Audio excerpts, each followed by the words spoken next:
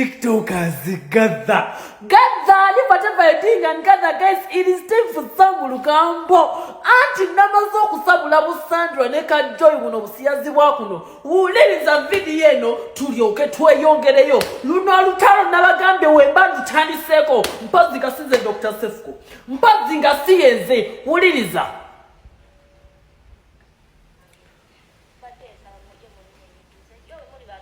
Okunkola chemwagala muli badembo okunfuma muli badembo okunkola kyonna kimwagala naye muve ku mami wange Maribu yayogera tisiza lusima muli ba government wachi mwedi become like mulinga lya government ze Jowie sina buzibu na muntu yenna sina buzibu na muntu yenna era ze Jowie sijiranga ko muntu yenno ba Anya agambye akulinako obuzibu. Anya agambye akulinako obuzibu. Obuzibu waffe tomanyi we buva. Tomanyi we buva gwe Maribu awunyakamwa. Kubira muzadde ku tisa kozimanyi gine mizanyo gya media.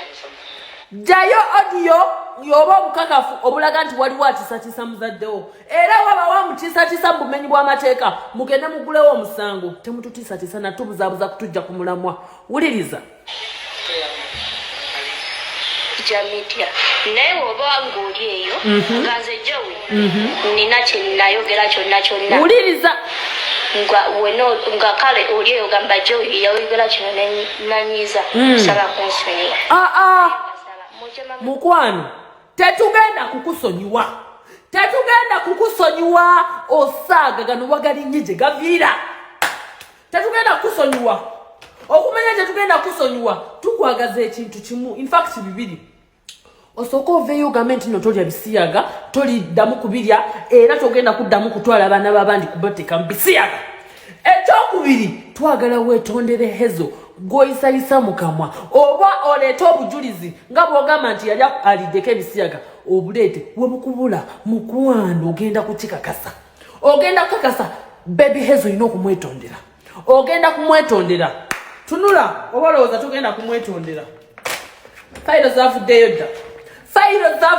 dda eno CD eriko video nga wewako obujulizi nga bwoli Bisiyaga nga bwewana muyina abanene mu government gwe ne Basandra audio zammwe nga mugamba muyina abanene mu government ababatuma okukola ebyo n'okutwala abaana babandi mu ebyo ebintu yino kamala okugirayo mu kimu okakasa nti munaye Dr. Cephco tatiisa tantomanyi mukwano mmanyi nga nakute ku kintu zino points zange zenasoose okuwandika these are my drafts okitegeera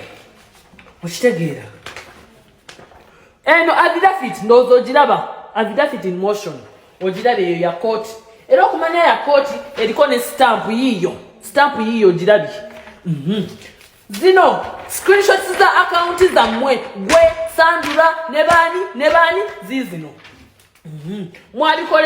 mwalikolera ku TikTok okay kamala okunoonya chain of custody era bino ebintu kopi yayo njirina yino police chain of custody yino kambulage mukwano walikolera ku TikTok buli kimu TikTok accounts zammwe n'ebikakasa nti zammwe mwabazikozesa na buli kimu kuva ku TikTok community guidelines byonna biri photocopied mukwano amateeka tugamanyi tugenda kukakasa nti omusango gukukwata tugenda kufuba okukakasa nti omusango gukukwata okitegeera ogenda kukakasa nti TikTok esibya ndowooza wandibadde namugezi nnyo n'ojjukira nti nange yali ensibizaako kati mukwano kakkana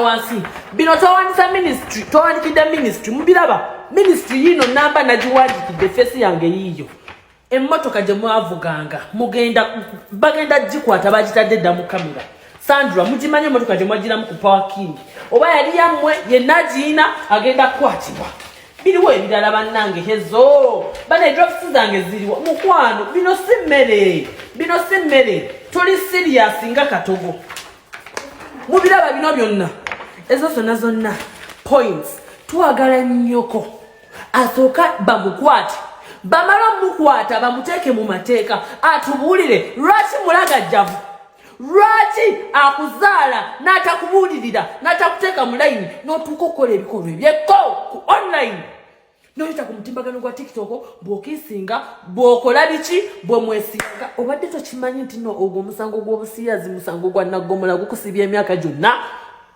ekitegeeza mama wo akuwagira okukola ebyo naye abeera culpable. Twagala atunyonyole musanyufu gwe bwe yali akuzaala yebaka ku mukazi munno okuzaala era bw'abanga tali si musanyufu taliwagira lwaki akuwagira okukola ebyo. Twagala atunyonyole ensonga ezo zonna agenda kukwatibwa mu mateeka teri amutiisatiisa yenna alina amutiisatiisa gyeyo odiyo oziraga abantu asibibwe. Okitegeera kubanga ffe twagala bintu biri mu mateeka. Okitegeera ne nature of your crime yino nature of your crime mukwano ogenda kakasa Dr. Cephco yani ojja kwetondera baby Hanuna Hezo ojja kumwetondera mpozi nga buno omutwe ogwange tegwakeera ku ssomero bugenda namuzanyazanya nemwegatagata na buno bwana bw'oku TikTok buno obutasoma buno busanda obuyina empumi ezitalimu yadde ettondo ly'amagezi ne bubapika but bakupika bali mwenna tujja mala kuteekayo otegeere nti no abantu we bakupika bw'oyingira wekka. Sandro ekibiina kyammwe kikyanyonyezebwako bagenda kukinoonyereza essaawa yonna mujja kubeera nammwe answerable. Mugenda kakasa amaanyi gange mugumwalipidde temumumanyi musaagala kirala kamala okubaka ngenda bakolako ebyo Frank yali azannya nammwe n'oteeka Hezo mu kamwako ogenda kuleeta vidiyo ekakasa bye wayogera oba omwetondere andi ojja kumwetondera mukwano ojja mwetondera ng'oyogera amannya ge andisobola n'okisalawo oba ofukamira. Baby Hezo wama jangu onasaaga gwe Dr. Cephco omumanyi sinza buno obwana bw'omusinikasinika nabwo amannyo akwetondera oba takwetondera?